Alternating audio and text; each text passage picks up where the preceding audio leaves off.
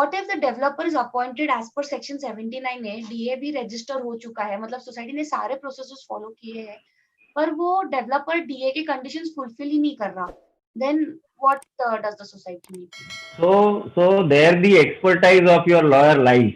In such cases, your development agreement should be foolproof. In many cases, we see that there is no exit clause for the society, and developers are also very reluctant to put a termination clause or an exit clause for them, because they would have invested so much of money, time, and money for that, and they are reluctant. And we see that. Our experience itself has been that more than 5,000 to 6,000 projects in Mumbai itself are stalled, and there is no way out for either the society members and the developers also, because of so many things. There are many variables. So there are two things, very important things, that in every development agreement, there should be a clause there should be first stepwise milestones put. Number one.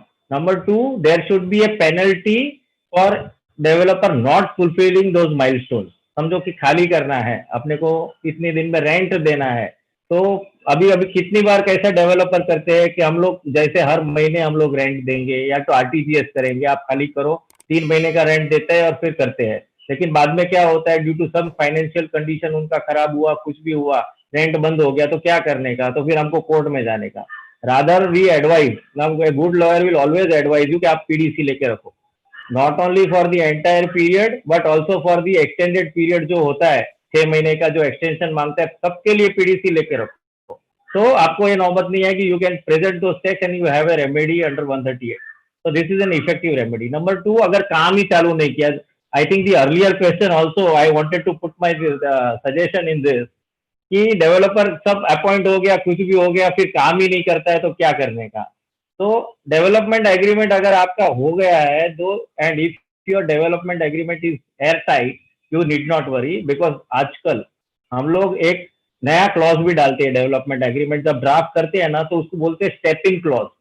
If developer fails to perform, सिर्फ penalty से नहीं होना, उसको ऐसा there is a clause so that the society can step in instead of the developer and carry on the redevelopment. बाकी सब मतलब उसके शूज में आ जाएगा society, and it can carry on. तो समझो आर्बिट्रेशन वगैरह जाने का वो टाइम तक जो अपना प्रोजेक्ट स्टॉल होता है वो होगा नहीं, and our development can continue. Even ये जो डेवलपर अगर फिर आर्बिट्रेशन में भी गया और अपना डेवलपमेंट एग्रीमेंट में ऐसा कोई क्लॉज है where society can step in and continue, it can take over the role of the developer, तो अपना रीडेवलपमेंट है और या तो डेवलपमेंट है, वो रुकेगा नहीं.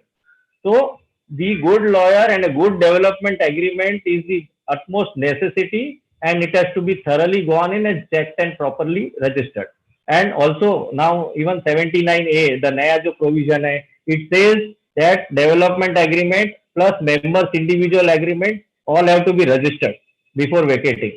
So this is also very important, जो पहले में नहीं था, अभी ये सब ट्रांसपेरेंसी है. और उसमें कितनी बार हम लोग ने देखे, even I am facing this difficulty, that individual members का जो एग्रीमेंट है वो रजिस्टर ही नहीं हुआ है.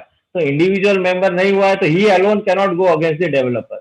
If that agreement would have been registered, अगर वो हुआ होता तो उनको एक रेमेडी रहता कि सोसाइटी में कई बार ऐसा होता है, society sometimes sympathising with the developer कि टाइम्स खराब है, थोड़ा रुको, लेकिन इंडिविजुअल मेंबर के पास अगर वो एग्रीमेंट होता, रजिस्टर्ड एग्रीमेंट, तो वो अकेला भी जा सकता है उनको अगेंस्ट डेवलपर, उसके पास इंडिपेंडेंट एक रेमेडी है. तो proper agreements and proper clauses in the agreement to deal with all the eventualities. हमने जैसा देखा for all the businesses and redevelopment, अभी कोविड आ गया, कोविड वाज नॉट फोर्सिंग, इसको किसी ने एंटीसिपेट नहीं किया था. लेकिन अगर हम लोग पहले ही कोई भी ऐसा रीजन लिखा होता कि कोई डेवलपमेंट रुक जाता है, कुछ भी कारण, whether is endemic, pandemic, earthquake, flood, ये वो कुछ भी, और हमारे फिर ये अगर नहीं कर पाता है तो क्या, वो प्रोविजन अपना डेवलपमेंट एग्रीमेंट में होना ही चाहिए, so that there is no stalling and the development process goes on smoothly. Yeah, thank you.